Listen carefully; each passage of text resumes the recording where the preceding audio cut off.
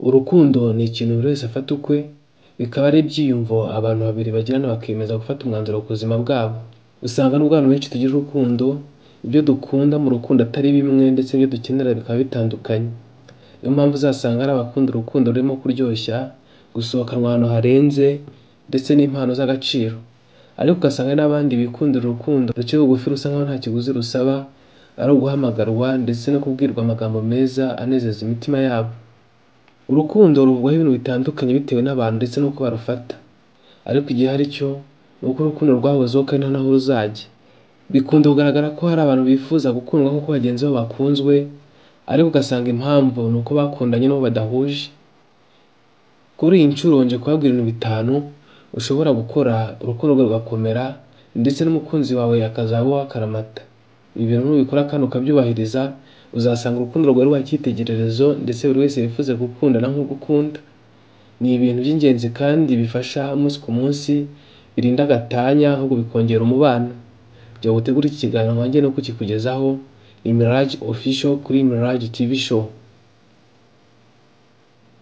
Ikintu cya mbere ugomba gukorera umukunzi wawe kandi kikagira umumaro ni ukumwizera. Kwizerana mu rukundo ni inkingi ya mwamba, kuko wowe wizera nawe akuba hafi. Iyo wizera umuntu umubwira ibyawe byose kandi akanyurwa n'uko umwitayeho. Kwizera uwo ukunda ukamuha liberite bituma nawe akuzamurira icyizere kandi akakubaha.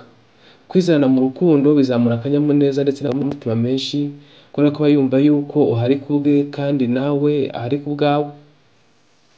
Iyo wizera umuntu mu rukundo bituma nawe akwiyumvamo cyane kandi akakubitsa amabanga. Ugenda umumenya cyane byimbitse, bityo ukagenda umwitaho kandi ukamenya icyo kumurinda n'icyo kumuha. Kwizerana mu rukundo ni inkingi ya mwamba, kuko iyo wizeye uwo ukunda bimuzamurira akanyamuneza kandi nawe akumva ko ari ku bwawe.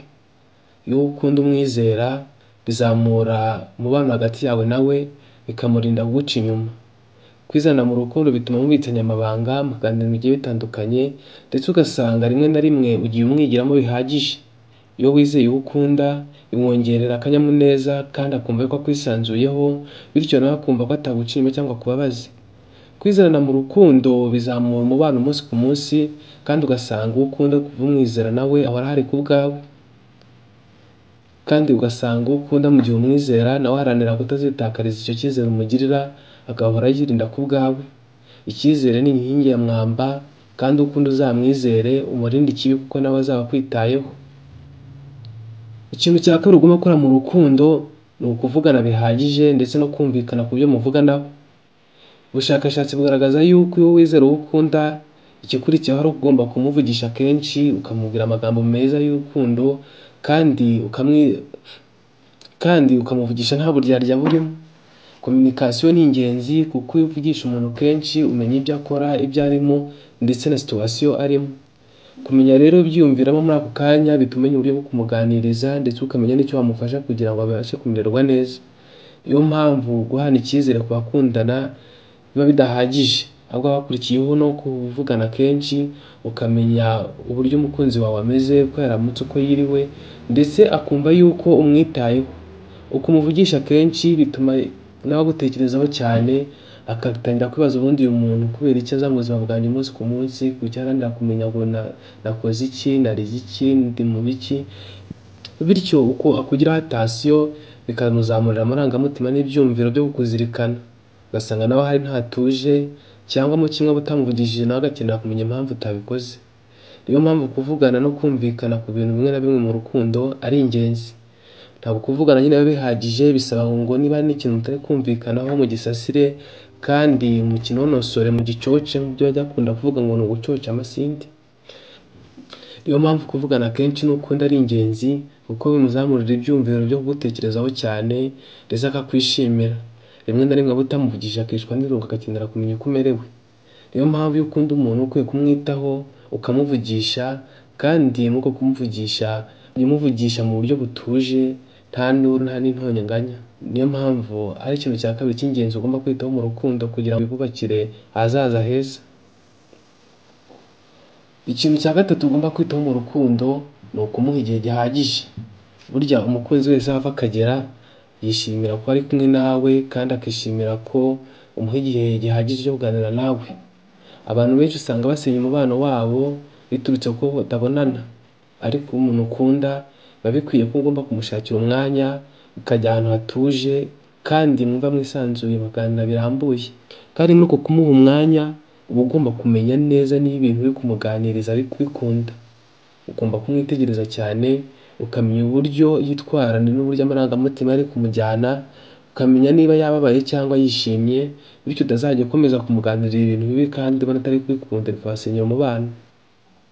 Uwo mwanya uhagije umuntu mukundana bituma nawe yihora yifuza ko ari kumwe nawe kandi akugaragariza amarangamutima nta mbereka.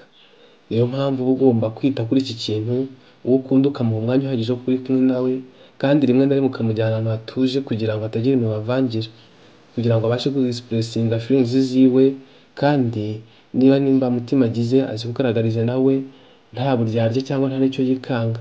Niyo mpamvu guha umwanya uwo ukunda bimuha akanyamuneza kandi bigatuma ahora agutekereza, by'umwihariko agakumbura ibihe byiza mwagiranye ubwo mwari muri kumwe. Ikintu cya kane ugomba kumenya kandi ukazirikana mu rukundo rwawe kugira ngo rukomere kandi ruzagere kure, ni ukubaha umukunzi wawe no kumufasha aho biri ngombwa. Akenshi usanga abantu batakunda guha agaciro iki kintu, ukumva ko umukunzi wawe ari uwo gukoza icyo ushaka, wo kubwira ibyo ushaka, wo kwikoraho ibyo ushaka, kandi mu by'ukuri umuntu wese ava akagera aratekereza kandi akamenya igikwiriye mu gihe cya nyacyo. Niyo mpamvu ko umukunzi wawe bimutera ishema mu bandi kandi akumva yuko akunzwe. Iyo ubaha umukunzi wawe ndetse ukamuha ubufasha aho biri ngombwa, bituma akunda kukwitabaza mu buryo bw'ibitekerezo n'inyunganizi. Ubufasha nshaka kuvuga ntabwo kuvuga ngo ni ukumuha amafaranga cyangwa kumusohokana cyangwa kumuha ibintu birenze, ahubwo ni ukumenya ibyo akora. Tuvuge urugero afite business ukamuha courage, ukajya umubwira uburyo ibyo yahindura muri business yiwe, cyangwa afite igitekerezo ari kukugezaho ukamubwira nawe kubyumva ukamuha ubujyanama. Akenshi umuntu avuze ubufasha akunda kumva ko ibya bindi by'abakobwa byateye muri ino minsi urukundo rwubakiye ku mafaranga, ariko burya ubushakashatsi bugaragaza yuko urukundo rwa nyarwo rutubakirwa ku mafaranga, ahubwo rushingira ku buryo umuntu umufata, uko umwitayeho, ubujyanama umuha ndetse n'uko umutwara umunsi ku munsi. Niyo mpamvu kuba umukunzi wawe ari ibintu by'ingenzi, ukamenya icyo gukora n'ikitari cyo gukora mu gihe cya nyacyo kandi ukamenya ibimukwiriye. Akenshi usanga abakunzi bakunda gutandukana bitewe n'uko batumvikana ku byo bavuga, ariko burya mu muntu ukunda ukwiye kumutega amatwi ukamwumva kandi umwereka yuko wishimye ari kukubwira.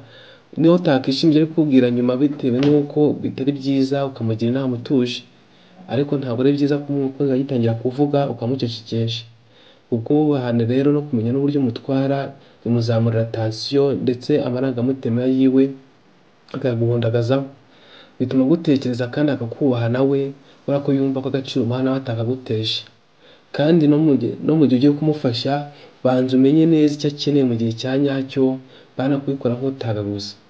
Biba byiza iyo ufashije umuntu uzi icyo akeneye kuko nicyo kimugera ku mutima kandi akakizirikana. Ubufasha ushobora kumuha ibitekerezo, inyunganizi mu byo akora, courage ndetse n'amagambo amukomeza mu nzozi ziwe. Ikintu cya gatanu ugomba kumenya kandi ukazirikana ni ukumukorera ibintu bimuzamurira amarangamutima, kuko kumwiyegereza mu gihe muri kumwe, kumubwira amagambo meza y'urukundo kandi utuje, kumukorera utuntu twinshi, udukino tw'abakundana, mbega no kumureba akana ko mu jisho. Ibi bintu abantu bari mu rukundo babikunda kubi bitewe n'uko yishimira kubona ari guteta imbere y'uwakunda. Tetesha umukunzi wawe, umutembereze, umukinishe, umwiyegamize, umwongorere utugambo twiza tw'urukundo, bityo azarushaho kukwikundira kandi mve ko ntawe ukuruta. Ni byiza kwita ku wo ukunda kandi ukamenya neza ibimushimisha n'ibimubabaza, kubera yuko igihe wamenye ibimushimisha nibyo ugomba kwibandaho kugira ngo ajye ahora agutekereza. Haranira kubaka urukundo ruzira icyasha, ukunde nta mbereka, wirinde ingeso mbi mu rukundo, uburyo nawe azabijya no gukunda. Ni byiza gukunda umuntu utamuryarya kandi ukamwereka ibintu bitanu kuko ari ibintu by'ingenzi bikubakira urukundo. Nawe niba ufite umukunzi gerageze maze urebe ngo urukundo rwawe ruragurumana. Yari Mirage kuri Mirage TV show, reka duhure mu bindi biganiro bikurikiye, kandi mu gihe urebye ikiganiro ntukwiye gukora subscribe kuko uba unteye inkunga, kandi na comment ziba ari ingenzi. Ciao ciao, turi kumwe.